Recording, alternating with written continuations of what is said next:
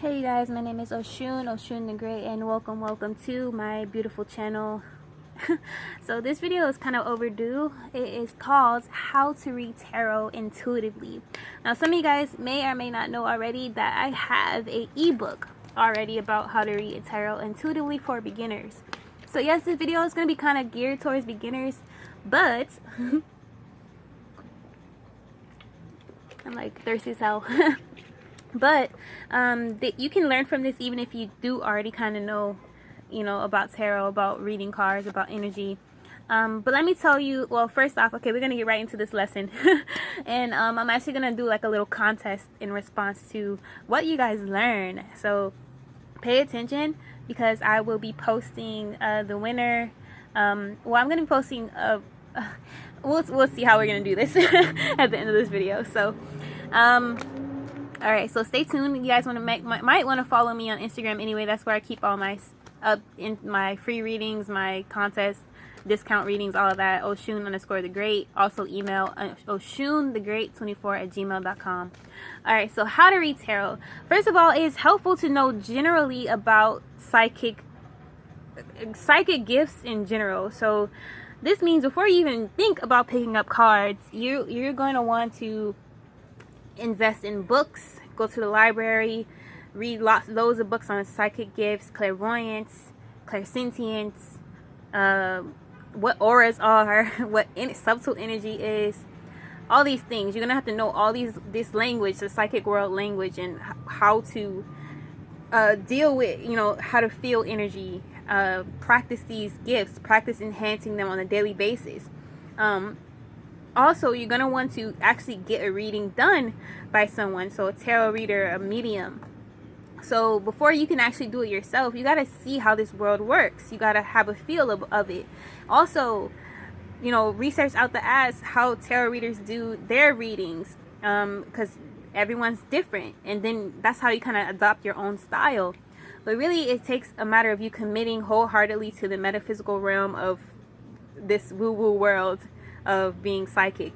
All right, so with that being said, once you have a grip kind of like on what psychics are, what mediums are, and you're not really afraid of it, you're ready to get into it, you're practicing it, you're learning how to channel your guides, things like that, then you can go ahead and try to pick your first deck. Now my first deck was off Amazon, and it was a psychic tarot deck, psychic oracle deck, and those are the easiest cards you want to learn with for beginners because they're like big, bulky, nice good images that you can learn from, very easy to navigate around, things like that.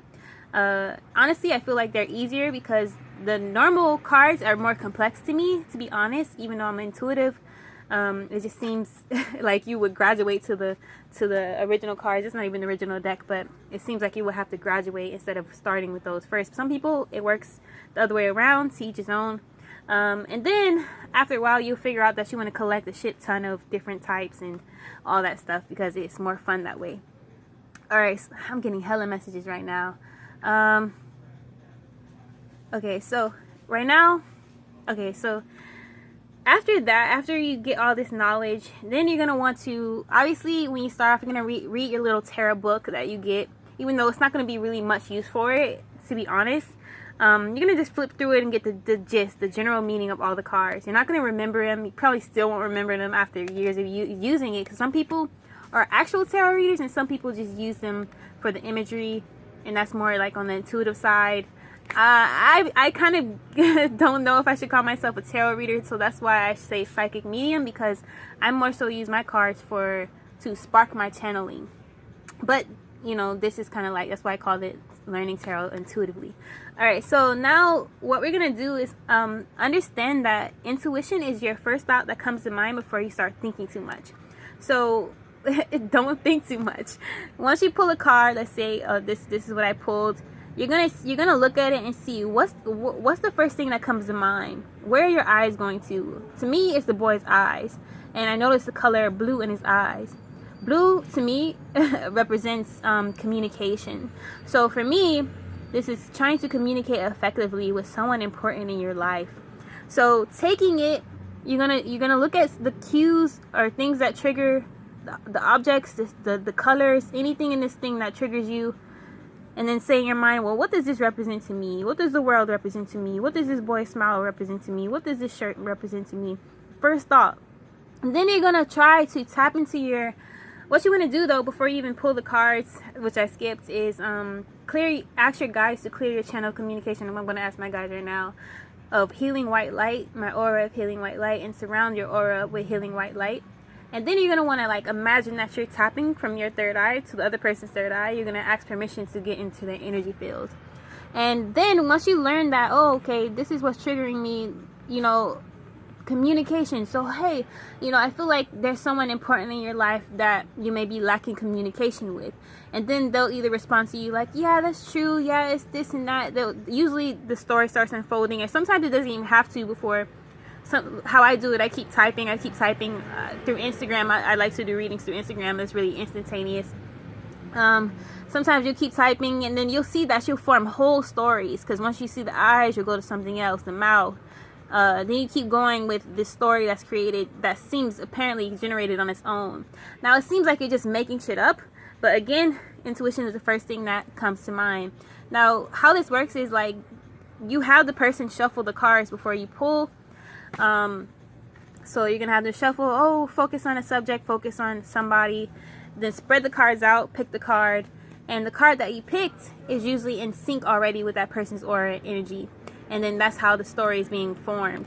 Now some people think it was really fun and easy to do one card readings, because very simple. You can be like, oh, focus on a specific question, bam, this is your answer, you know. So let's say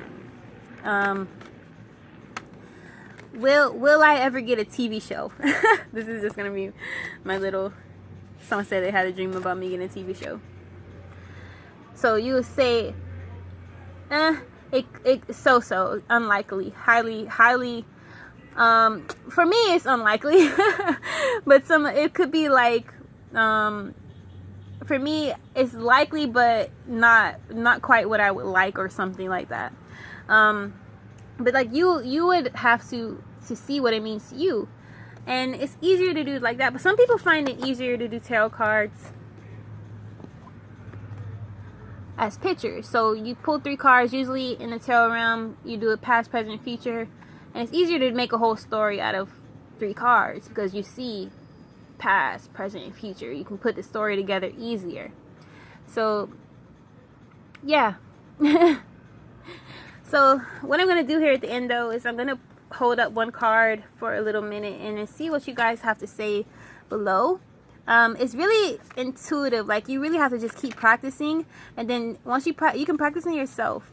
And then take it to your friends. And then also look up formats, reading formats, like the Celtic Cross, Soulmate Tarot readings. There's different formats of how you can do readings. Practice. And then go from there. I love this card already. It's necky people. But yeah, so let's see. I'm hoping I'm not leaving anything out. If I do, I'll just make another part 2. But yeah, as always though, be dope, be unapologetically. Peace.